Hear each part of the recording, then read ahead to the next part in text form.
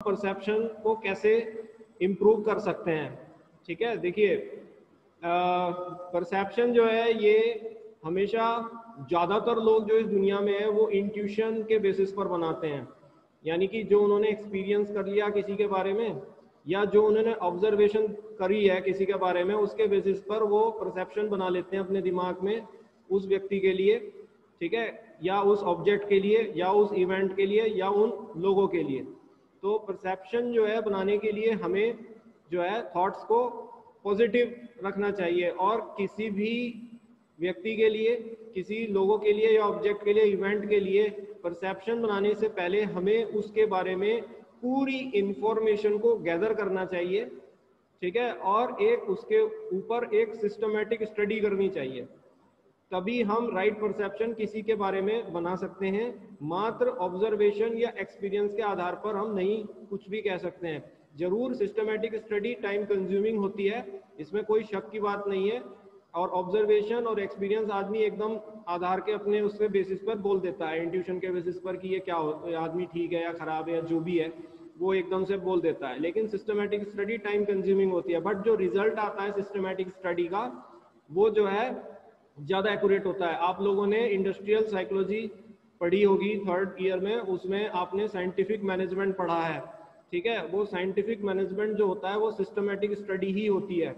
तो आपको अगर किसी के बारे में कोई भी परसेप्शन बनाना है तो आपको सबसे पहले उसके बारे में एक सिस्टमेटिक स्टडी करनी पड़ेगी, ठीक है, और आपको उसके बारे में पूरी इंफॉर्मेशन गैदर करनी पड़ेगी। जैसे मैं उदाहरण देता हूँ कि हम लोग हिस्ट्री की किताबों में, स्कूल्स में सब ने पढ़ के आए हैं कि हिटलर जो है वो एक ईवल था, ठीक है, क्योंकि उसने जूस को बचर्ड किया। This is what our history books has informed अस।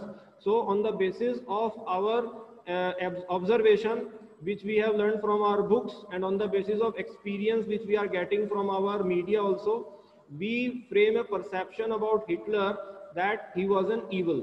ठीक है, हमने ये परसेप्शन बना लिया। ऑब्वियस बात है कि अगर हमारा ये परसेप्शन होगा तो हमारी फीलिंग भी ये होगी कि हम उससे हेट करेंगे, ठीक है, और अगर हम उससे हेट करेंगे तो हमारे एक्शन ओरिएंटेड बिहेवियर में ये बात भी आएगी कि हम हिटलर को शक्ल देखते ही भाग जाया करेंगे या थूकेंगे उस पर। तो this is our behaviour. But ऐसा करने से पहले हमें इंफॉर्मेशन को कलेक्ट करना चाहिए कि after all who was he, how he has become the chancellor of Germany. और सबसे बड़ी बात है कि उस समय की जो जर्मनी की इकोनॉमिक सिचुएशन थी उसकी एक हमें सिस्टमेटिक स्टडी करनी चाहिए, ठीक है, कि वो इकोनॉमिक सिचुएशन क्या फैक्टर्स के कारण उस वजह से थी। तो हमें ओवरऑल अगर हम इसकी एक सिस्टमेटिक स्टडी करेंगे तो हमें पता चलेगा कि जिन लोगों ने उसको ईविल कहा है एक्चुअली वही लोग रिस्पॉन्सिबल थे for Germany's economic situation, and unfortunately India was under them, ठीक है, दे वर Britishers. So it is better not to perceive a person on the basis of our experience what we have read in books, rather to explore those things। और इसके लिए हमारा internet और बहुत सी चीज़ें, बहुत सी मटेरियल अवेलेबल हैं जो हमें इस सिस्टमेटिक स्टडी को करवा सकती हैं अगर हम इस पर ध्यान से करें। तो उस सिस्टमेटिक स्टडी से हमें पता चलेगा कि जर्मनी की जो इकोनॉमिक सिचुएशन थी उस समय वो ठीक नहीं थी, और उसने जो कुछ किया वो गलत भी नहीं किया, क्योंकि बहुत से जर्मन लोग कहते हैं कि वर्ल्ड वॉर 2 में पार्टिसिपेट करना जस्टिफाइड था, ठीक है। सो हम जो इंट्यूशन से गेन किए हैं बातें, जो हमने अपनी हिस्ट्री की टेक्स्ट बुक्स स्कूल में पढ़ी हैं, उससे हमने जो इंट्यूशन निकाला है उससे ही हम इस व्यक्ति के से नफरत करते हैं। लेकिन मेरे हिसाब से अगर हम सिस्टमैटिक स्टडीज के बारे में करें तो शायद ये नफरत हम नहीं करेंगे इससे। We can have a perception that his thing was justified what he has done, ठीक है। So this way we can improve our perception. ये मैंने एक एग्जाम्पल दिया है हिटलर का, ऐसे आप किसी भी व्यक्ति को समाज में ले सकते हैं। तो किसी भी आदमी से घृणा अपने एक्सपीरियंसेस के या ऑब्जर्वेशन से नहीं करनी चाहिए, उसके बारे में इंफॉर्मेशन लेनी चाहिए और सिस्टमैटिक स्टडी करनी चाहिए, then only our perception can improve. ये हमारा फर्स्ट स्टेप होता है एटीट्यूड का। So develop positive thoughts about an individual, pupil, object and event by collecting information and performing a systematic study rather than intuitively by observation and experience. For example, we have a belief that Hitler was evil because he butchered Jews, but it is important to collect information about him and a systematic study of Germany's economic situation at that time rather than what we have intuitively gained and uses our experience from history text books learned in schools. ठीक है, then coming second, हम अपने perception को और कैसे improve कर सकते हैं। ठीक है, एक चीज़ तो है कि हम किसी के बारे में सिस्टमैटिक स्टडी करें, इंफॉर्मेशन लें और पॉजिटिव थॉट्स लाएं। Then another way is that कि जो लोग निगेटिव हैं हम उनको अवॉइड करें। ठीक है, देखिए, avoiding negative individual, people, object and event, क्योंकि नेगेटिविटी उनके बिहेवियर में होती है। ठीक है, and that is what we have observed it and that is what we have experienced them. Rather than हम उनको रिटेलिएट करें, नेगेटिव से नेगेटिव दें, ऐसा हम ना करें। क्योंकि अगर हमें कोई नेगेटिव कर रहा है तो we should not do negative against him, it is not good, it will give us a negative behaviour only. ऐसी चीज़ों को से बेटर है कि हम ऐसे लोगों को अवॉइड करें। अगर हमें पता चल रहा है कि वो इवेंट या ऑब्जेक्ट या वो प्यूपिल या वो इंडिविजुअल नेगेटिव काम हमारे लिए कर रहा है, so it is better we should avoid them rather than we should retaliate him. तो अगर हम रिटेलिएट नहीं करेंगे तो हमारा बिहेवियर अपने आप पॉजिटिव हो जाएगा, रिटेलिएशन से हमारा बिहेवियर नेगेटिव ही आएगा। ठीक है, सो परसेप्शन को इम्प्रूव करने के लिए जरूरी होती है कि जो लोग सही नहीं है, नेगेटिव होते हैं, उनसे हम उनको अवॉइड करें।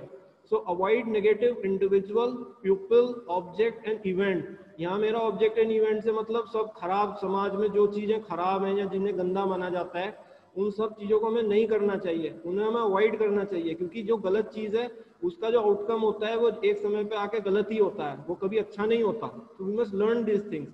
The negativity comes from the way the people behave, and if you have those experiences, it is better to avoid them rather than to develop negative feelings about them and to behave negatively for under retaliation। ठीक है, आपने जैसा मिला आपने भी उसके साथ वैसे ही करने की कोशिश करी, तो उससे आपको कभी भी बिहेवियर आपका पॉजिटिव नहीं रहेगा, आपका बिहेवियर आपका नेगेटिव रहेगा। इसलिए बेटर है कि ऐसे लोगों को अवॉइड किया जाए। तो दूसरा मैंने फैक्टर बताया, पहला है कि हम कोई भी चीज़ ऑब्जर्वेशन से या एक्सपीरियंस के आधार पर किसी के बारे में ना कहें, हम इंफॉर्मेशन और सिस्टमैटिक स्टडी करें उस बारे में, तो इससे हमारी थॉट्स इंप्रूव हो सकती हैं उस बारे में। सेकंड है, जो लोग नेगेटिव हैं उनको रिटेलिएट ना करें। ठीक है, और उनकी जो नेगेटिव आदमी है उनको हम अवॉइड करें। देन थर्ड वे, हम परसेप्शन, ये मैं अभी एटीट्यूड के फर्स्ट स्टेप पे ही हूँ। ठीक है, हम परसेप्शन को कैसे इम्प्रूव कर सकते हैं। हम हमेशा पॉजिटिव इंडिविजुअल्स को सर्च करें या उनको देखें, वो दुनिया में होते हैं। ठीक है, we must always look and search for those positive. Negative को तो अवॉइड कीजिए, पॉजिटिव को खोजिए, पॉजिटिव को देखिए, क्योंकि जो पॉजिटिव लोग होते हैं उनका बिहेवियर पॉजिटिव होता है और उनके पॉजिटिव बिहेवियर से हम बहुत कुछ सीख सकते हैं। ठीक है, so we must always look for those people who have a positive behaviour in life. Ramayana में एक कोट है कि दुनिया का, संसार का जो सबसे बड़ा सुख होता है वो संतों की संगति होता है, और जो संसार का सबसे बड़ा दुख है वो दरिद्रता है। ठीक है, this is quote which is written in Ramayana, so it is better to follow this quote. The biggest pleasure in the world is the company of saints. ठीक है, and the biggest sorrow of the world is poverty. किसी भी इंसान के लिए अगर सबसे बड़ा दुख कोई जीवन में है या संसार में है तो वो दरिद्रता होती है। और अगर कोई व्यक्ति जीवन में, संसार में सबसे बड़ा सुख लेना चाहता है तो उसको सबसे बड़ा सुख जो है वो सत्संगति में प्राप्त होता है। ठीक है, तो always look for those people whose behaviour can motivate you, whose behaviour can inspire you. This will help you to improve your perception and about your experiences in life.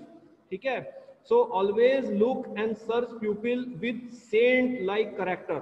ये बहुत जरूरी है, और ये एक आपका एक वो भी है कि आपको ऐसे व्यक्तियों को हमेशा ढूंढना चाहिए जिनका कैरेक्टर संतों के समान होता है, क्योंकि ऐसे व्यक्तियों के बिहेवियर से आप बहुत कुछ सीख सकते हो। ठीक है, so this is my third opinion about this of improving and perception, that हम जो है हमेशा पॉजिटिव लोगों को देखें, पॉजिटिव लोगों को सर्च करें, जिनके पॉजिटिव बिहेवियर से हम बहुत कुछ सीख करके अपने बिहेवियर को पॉजिटिव कर सकते हैं। ठीक है, तो पर बिहेवियर अपने आप पॉजिटिव होगा, क्योंकि ये तीनों जो सीढ़ियां हैं ये लिंक्ड होती हैं। अगर परसेप्शन हमारा पॉजिटिव आएगा तो अपने आप बिहेवियर पॉजिटिव आएगा।